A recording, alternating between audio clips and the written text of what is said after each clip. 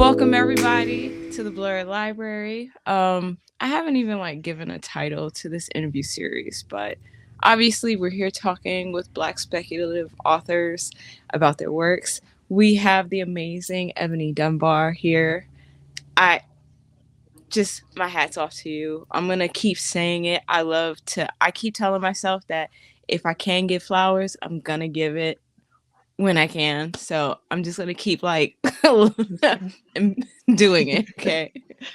For those who don't know, she's the author of the novella Stone and Steel by Hemlock Press. Also, you were former editor at Fire Mag, which was super dope.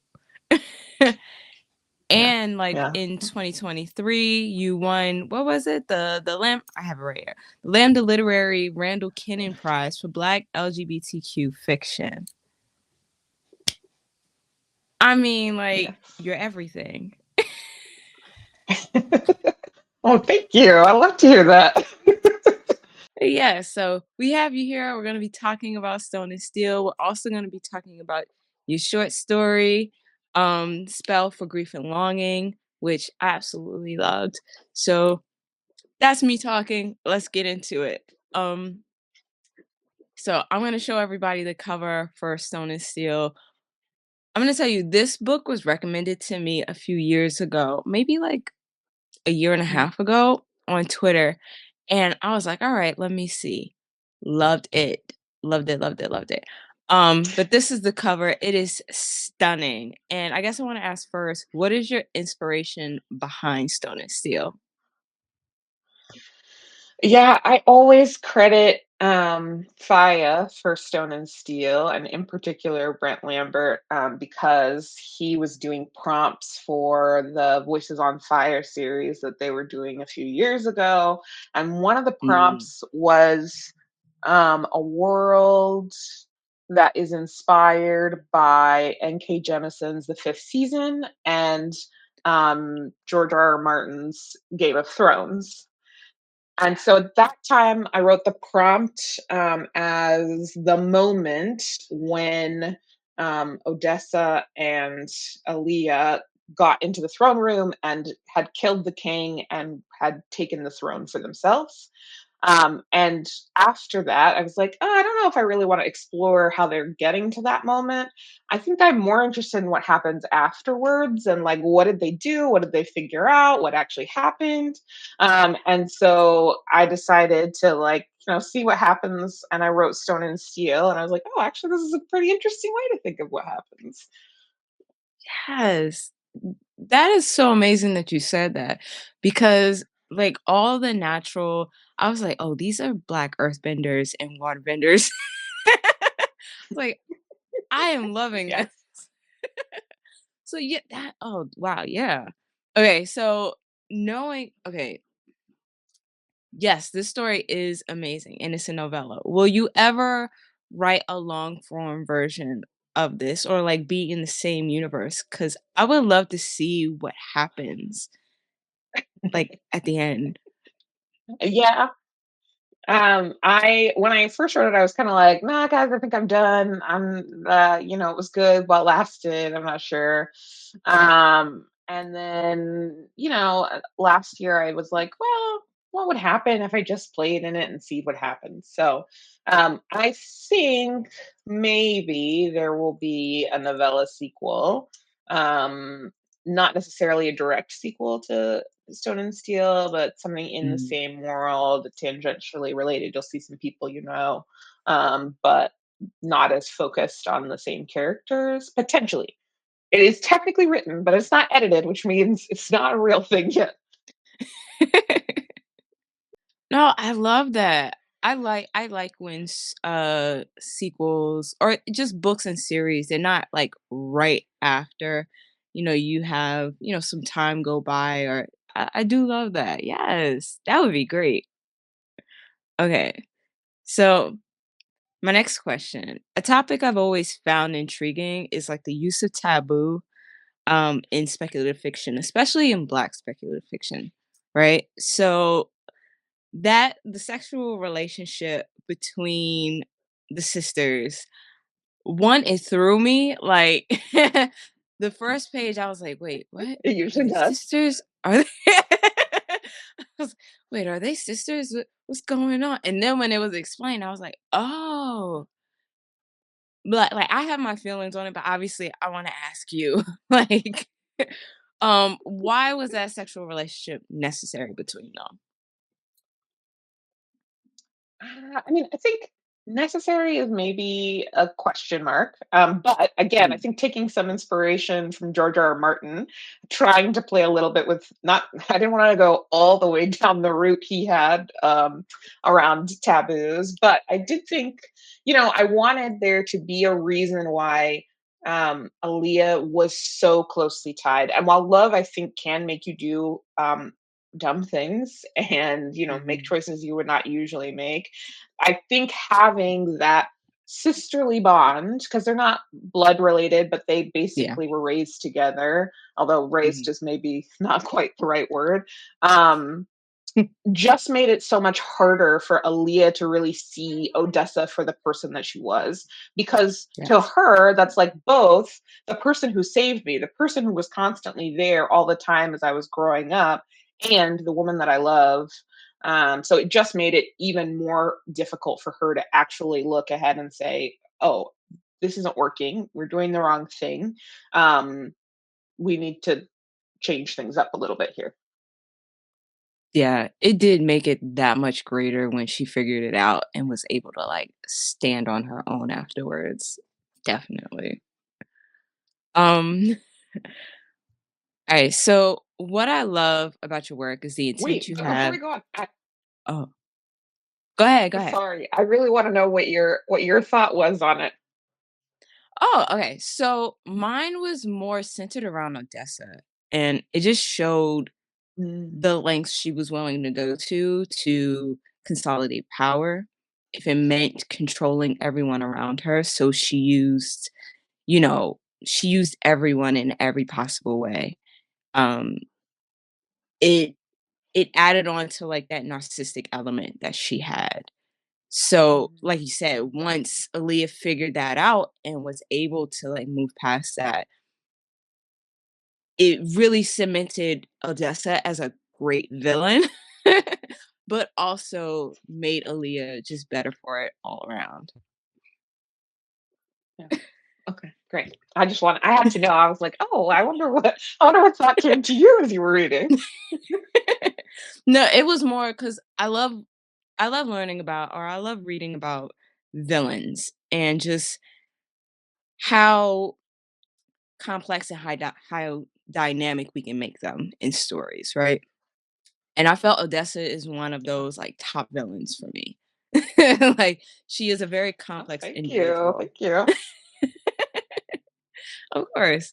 I was like, yeah, she's a very complex individual, and, like, the lengths she was willing to go to keep things the way she wanted was, I couldn't personally handle that in my life, but it was great, watching that.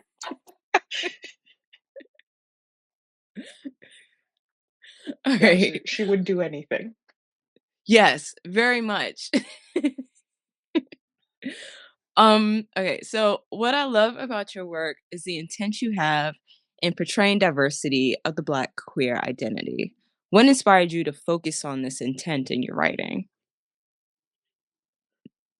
Yeah, I mean, I am a Black queer woman, and so to me, I always like to see myself in some way. It's obviously not all me, but in some way represented on the page. And I also think part of the joy of writing fantasy is that the world can be whatever you want it to be. And so for me, the world I want to like explore and play in is the black fantastical and is the queer fantastical. And when those two get to intersect together, I'm just like happier as a human being. And I hope that other people feel that same desire to like see that kind of representation. I also think of Stone and Steel as like as queer as I could get it and have it still make sense. My editor at one point was like, "Oh, does this character need to be here?" And I was like, "Yes, he does need to be here. He's my trans representation. I can't. If he's here for 2 minutes, I don't care. I want him to be on the page because all of those experiences are part of Black queer identity, and I didn't want any of those to get shoved to the side or feel like, oh, here we are yet again, another story where we're missing. No, man, this is a world where everybody is able to fully be themselves and be accepted and loved for who they are. And like obviously there are places where things don't go as smoothly as you might like, but it's not because you're Black, it's not because you're queer, it's for many other multitude of reasons. Yes. Oh, I love that. I'm sorry if you hear my dog, he is That's all good. Alright, so going into spell for grief and longing, um, and you've already said that you are an editor, a former editor for Fire Magazine. One Fire Magazine, can we just shout them out? Like, it's great. Please, and Absolutely always. great. So in a spell for grief and longing, you made it a point to show the various ways grief can affect someone. Can you speak on your writing process for this specific project? Yeah, obviously grief is like the centerpiece of this. The main character has recently lost her husband. She's trying to figure out how to survive in the world without the person who's her rock, basically. And I think I really just wanted to be able to think about grief in that fantastical way, like an opportunity. There's all these ways in which um, she could use her power and magic and like her spiritual connections to try and get closer to him. And that's like not entirely the right thing to go through in your grief process. Like I think a lot of us feel when we're grieving that it would just be better if this person would come back. And maybe it would be for a little while, but when somebody leaves us in this world, there's not a reason, because I hate when people say that, but there is some growth Yeah. that you will do by not having that person in your life anymore. And the opportunity to do that growth, if you didn't have it, who knows what kind of person you would become. And I think that's the thing that she's learning as she goes through that experience is like, okay, yes, would it be easier if my husband was here? 110%. But maybe that's not the lesson I need to learn right now. And so for me, as I was writing it, I really wanted to give the that focus on the like depression that comes afterwards and that like um pull away from the rest of the world, because I think that's just a natural thing, at least for me in grief I have experienced. I think for some, obviously grief looks different for everyone. There are people who are like, I've got work to do, like the cult is very Mhm. focused on like, I have things to do, I have businesses to run, I'm going to do this. Am I also grieving at the same time? I absolutely am, but I have other bigger things to do. um, and so just an opportunity to look at the various ways that grief plays a role. And I think I wrote it the same way I would write anything else, which is I usually just start writing and hope that magic comes together. The only thing I knew at this for this piece is like, oh, I do want there to be grief in it. And I want there to be an undercurrent of the like romantic, because that's part of my style generally speaking. And there's always a little undercurrent of the romantic, but otherwise just see where we would go. And I'm really proud of that story because I think it, like, you get the sadness, you get the grief, and I think it ends on that place of like hope and an opportunity to feel even just a little bit better. It does. Oh, that ending was perfect. And, like, Thank tell you. me if I'm reading into it too far, but it felt like the 2 of them in their grief are gonna eventually, like, find one another or, like, help each other heal and, be together in a relationship. Yeah, Please tell that's me. Okay. that's the way I imagine it. Is eventually they start, that they're leaning on each other. Eventually, that leaning becomes maybe a little more pining, and then the pining can become love. But they still have Yes. grief to go through. It's not like okay, now we're ready. We're jumping right into it. But okay, Yes. we can start slow. We'll stay in each other's lives and see what happens from there. Yes. That it was done masterfully. Like It felt like there was oh, Thank man, you. because I don't wanna give too much away, but there was when she finally comes up with the way to, um, I guess, make that compromise on which, Mhm, spell to do and what she has to do to, I guess, have that invoke that spell. But I was like, "Oh, I was not expecting that at all," but it makes so much sense. It was done masterfully. You did a fantastic job. thank you, thank you, thank you. All right. So, I guess in my next question, there were parts of it where the relationship between working in the church in the short story, it Mhm, felt a bit like, the relationship between hoodoo and Christianity. Like, was that done mhm. intentionally? No, I don't think it was intentional, but I certainly think once it was there, it's like, yeah, oh yeah, I can see the way you could think about it that way. I think there is certainly this like connection for the greater church, I would say, to be Mhm. related to Christianity a little bit, that like big religion that takes over. Yeah. And it's like slightly it's not perfect, right? Like I think hoodoo is certainly a bigger branch of religion than I would say the one that's practiced in the story. But Mhm. there, like I said, there I think that I could see the parallels. Okay. See, that's why I like asking the questions because sometimes, as readers, we're like trying to like put double, triple meanings into something. And sometimes, what is it? Like a red door is just a red door.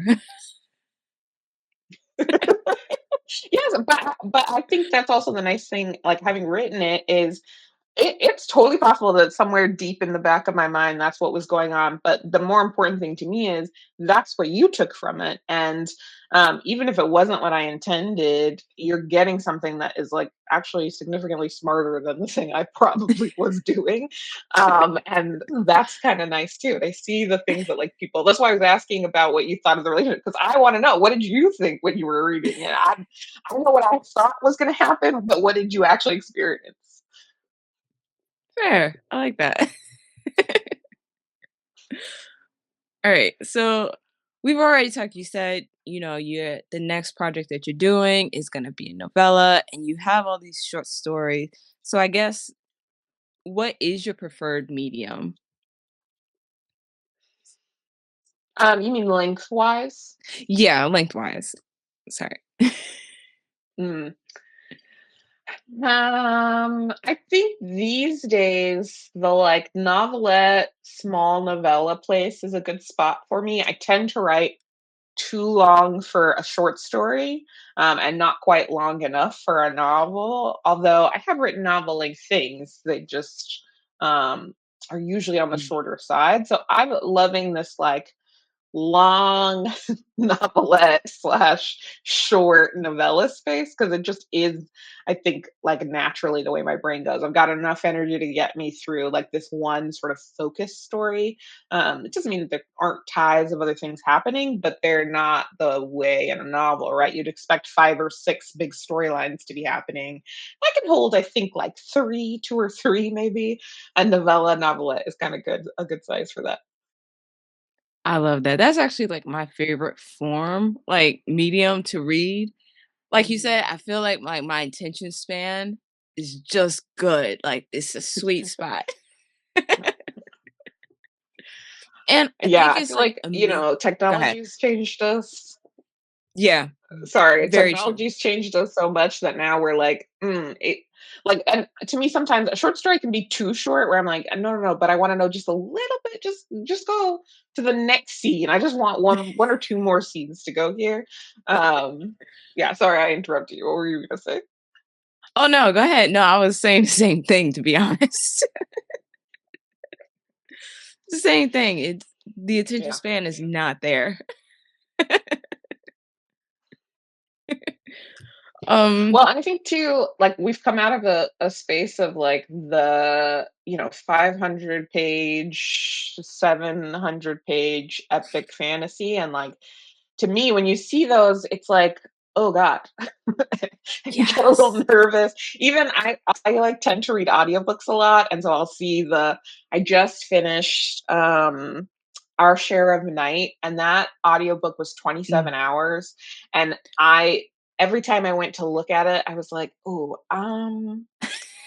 I know I should just like take it an hour at a time, but there's still 27 hours to go. So I'm going to go over here and do something else. No, same. Like, I honestly go, look, if it's more than 20 hours, I really have to like question if it's worth the commitment. Cause that's a lot. Like there's Yeah. what is it? There's a series by Ken Liu and it's absolutely fantastic.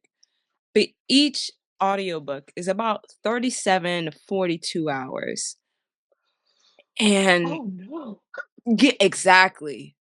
Exactly. And so I finished the first 2 books, but it's been a year since I started, and I just can't I Mhm. can't wrap my head around listening to something that long right now, which sucks because it's a great series, but I can't. Yeah. Yeah. The longer it is, the harder it is to sit down. Even if I want to, because like this is the book I picked. I was like, oh, I'm excited. This feels like something I would like. And I was like, oh. And then too, when you start listening and you're like, okay, I've listened for an hour. Oh, I'm only 2% further in the book. Whereas on any other book, I'd have been like 10% through now. What happened? Yeah, it hurts the spirit. Like, how are we getting this much information and we are not done? Like, this is still backstory. We're hardly making progress. Hey everyone, it's Future Keisha here, just letting you know that I did ask a fairly personal question here, but the conversation that came from that is very important. So, continue the interview. Like, I mean, we don't have to put that question in, like, but I always find it not interesting, partially frustrated, partially like always impressed and amazed. Um, Seeing so many black writers having to have that duality, not being able Mhm. not getting the deals that, the white counterparts are getting and having to have that job, but still managing to like be incredible badasses and create magic, And it frustrates me to no Yeah. end when I see that because you deserve the space, the time to create. Yeah, 100%. It's like, it would be great if the folks who, are making deals and getting their novels bought were also getting the numbers that so many of the white authors are getting. And like we're a little bit, I think, conditioned just from like being both black in the world and being in this publishing industry to say, yeah, this is hard, but I'll just work a little bit harder. I will just push further. I will get this book done. I'll get that book done. I'll write the essays. I'll do all this stuff. Knowing that I'm not going to get the same support that somebody else would. So I just have to work harder. And I agree with you. Like, wouldn't it be amazing if all of the great people whose books I am so excited to have on my shelves were getting the same bump and numbers and support, even just like marketing support and all of that stuff that some white authors get? It would be incredible. And I don't hold my Incredible. breath that the industry is going to make any changes. I wanted to have faith with the industry, especially when, they had all those intentions back during the pandemic, but I just feel like I've seen like this pushback from them, especially over like the last year, and the way they, like you said, lackluster effort in terms of marketing things from black and brown people. It's been frustrating. Or even like their relationship with black and brown creators who are like putting in that effort to push these books out. Mhm. It's frustrating. Mhm. We already talked about the novella, but are there any other projects that you're currently working on? Yeah, I am in the midst of trying to write a horror short story right now. And I don't think of horror as my core genre. So I'm like very much like, oh, is this something that's working? Is the tension building? I don't know. But it's fun at least to explore that new space because it's not generally the space I play in. You know, I generally stay in my fantasy wheelhouse. Maybe I'll hit a little paranormal, but like I don't go full into the horror bit. So that's fun and interesting. And then I'm Ooh. also in the process of like editing a couple of things so that hopefully I can send more work out into the world because that's a thing you're constantly having to do is to not just like sit on your laurels, but you've got to get stuff out in front of people so that your name stays out there and you're hopefully working towards um a better career, I guess. Yeah. I mean, okay, so going back to the horror one, because I just got into horror a few years ago too. So so like what subgenre is it? I'm interested. Yeah, it's ghostly at this point. It's not going to be Nice. it's not super horrific, but more down that street than I think anything I've ever written before. No, that's actually good because I was talking to a friend about that a couple of days ago where I was like, yeah, I like horror, but I don't need there's a certain type of horror where it's just too much. And I'm like, I don't need nightmare fuel. Oh yeah. Oh Like yeah. at all. I like horror, but I am somebody who needs to end the story feeling like, "Oh, there's hope. Everything's gonna be Right. okay." And that kind of horror where you're like, "Ooh, I think everyone's dead now." And died horribly is just not for me. I definitely hear that. All right. Um so I think I knew you as a bookstagrammer first or just like a reader first. I think so. After I read Stone and Steel and I was looking you up and I was like, wait, I'm following her already. I was like, oh, okay, this is cool. So I'm like, I knew you as a bookstagrammer first, which is like amazing. But I guess I I think wanted it's to funny that you know. think of me as a bookstagrammer. I know, and I'm embarrassed to say that. No, don't be embarrassed. I post a lot about books. Like I'm constantly reposting other people's stuff. So I do feel like, oh yeah, I guess if you vaguely looked at my page, you'd be like, yeah, she just likes books. That's the thing. Um, Yeah, so I love that that's the way you think of me. And at the same time, I'm like, oh, I don't think of myself that way. That's not the identity I feel I have. But again, if I look at it, I'm like, no, no, no. I can see why someone would go, yes, bookstagrammer, clearly. yeah. Like anytime I see lots of books, I'm like, oh, they're black and they like books. I had like we Yes. could talk about these Yes. things, Yes. That's also the way I do social media. I'm like, "Oh, you're brown, you're queer, great, adding, let's do it." right? So I guess I wanted to say, what are you currently reading, or if you're not reading, what are you watching? And then what do you think about Yeah, these book spaces online? yeah. So I'm currently reading I just started Womb City. I'm not gonna say the Mm, author's name because I know I would butcher how it's said, mhm. but I just started that, like, How yesterday, is and it? so far so good. I'm very intrigued with the worlds, that Nice. is coming forward. It's giving me, it's actually giving me kinda Manhunt vibes a little bit. Not quite the same, but, um, a little bit Manhunt vibes, as in, like, one gender who's particularly dangerous, and we're all going, "Okay, gotta try and stay safe, and how do we do that?" So it's been an interesting listen so far, and then, like I said, I just finished Our Share of Night, and also Human Sacrifices, which are both books in translation. I try and set myself some like good diverse reading goals each year, and so like I needed to read two books that were in translation this year. So those were the two of the ones that I picked. I think I did one more, but I don't remember what it is right now. I love that. I always try to set those goals and I fail miserably.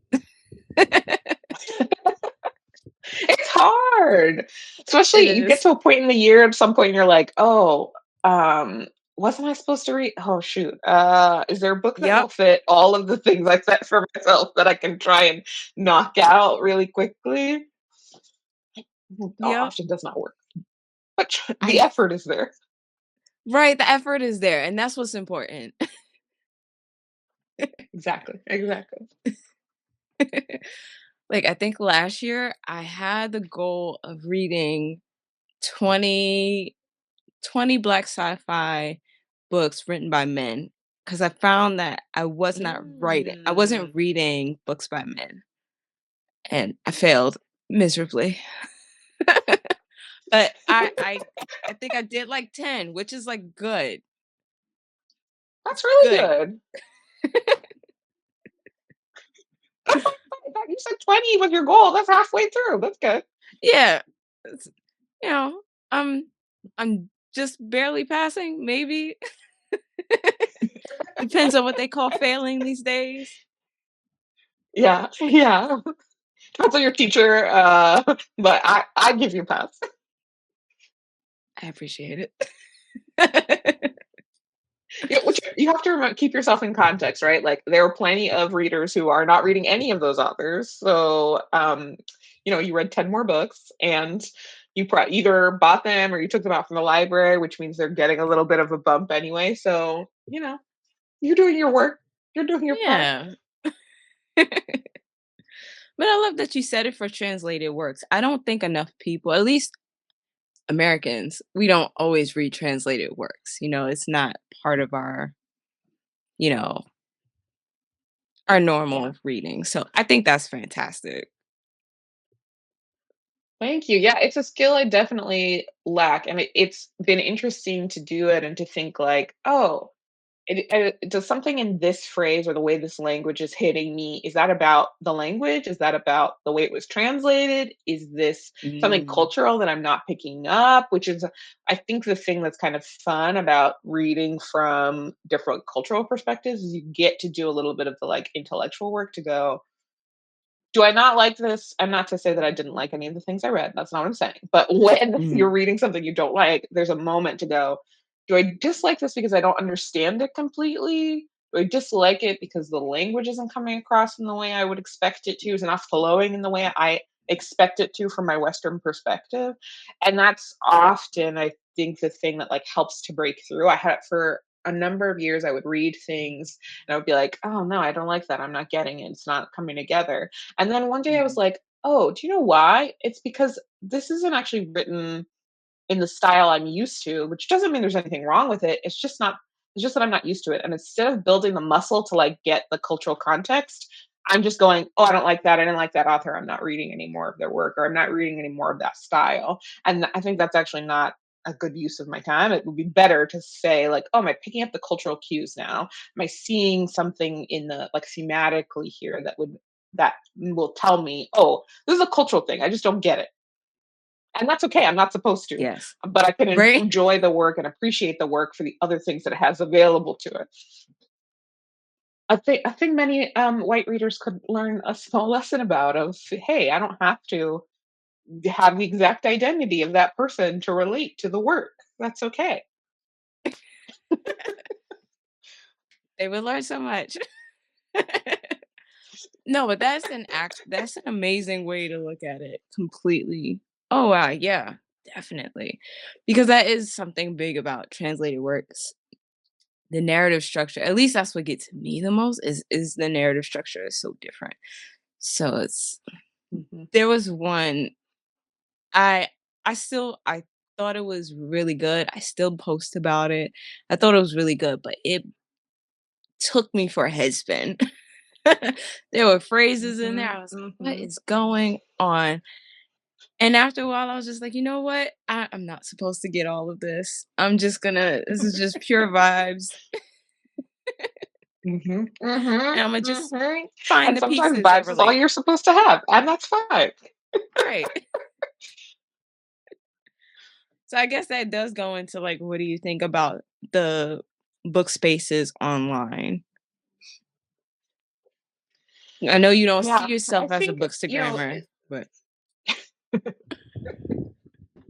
um I think it depends a lot on the spaces that you're in, right? Like the people that I tend to follow who read diversely, who share diversely, who are not the folks who don't understand why diversity is being shoved down their throats or whatever. Like those are the people who I think really make the community live and whose like posts I look for and repost and try and like get even further because like, that's what I wanna hear about. I don't wanna hear about the same white, cis, heterosexual woman writer for the 9 billionth time or male writer for the 9 billionth time. I want to read work by people who maybe don't look like me at all, but have a different experience to share, and aren't the um, what we think of as the center at this moment, because really that's like most of the world is the not the center of the industry. So yes. I love it for that. I think it can be a space that is like pretty dramatic and pretty, it's like obviously a space where fights break out all of the time over things that you're like, I don't understand what we're fighting about this. The 900th time we've talked about audiobooks being Yeah. actual books. And if you're listening, you're also reading. It just feels silly sometimes. And I Mhm. know that there are people who, engage in that space because they don't know what to look for when they're reading or they like aren't sure what's going to be, maybe they're more a movie watcher and there can be a bookstagrammer who's like, if you like this movie you might like this book, and that introduces someone to a whole new world of reading that they would not have been engaged in if they hadn't taken the time to see that work. So I appreciate it from that sense. And there are many times where I'm like, y'all just have to go over there and deal with whatever you're upset about because I can't be involved in all of this mess Right. for the billionth time. Right. Like, we'll stay in this corner right here, and we'll talk about like, these books over here. We Stay in don't my get it safe side. together. I want to be on the safe side of Bookstagram. Right. Well, this has been absolutely amazing. Once again, I'm gonna say that I think your writing is fantastic. I think you are fantastic. And Thank you. I wish you all of the success in the world. Um, Thank everybody you. with a body, everybody here, Ebony Dunbar. Where can everybody Thank find you. you? Thank you so much. Oh, I have a website, ebonydunbar.com, and you can usually find me on one of the social medias, although I'm not that great about posting. So, depending on when you find me, who can say? But all that info is on my website. So, Awesome. All right. Well, this has been great, and I guess we will see you all later.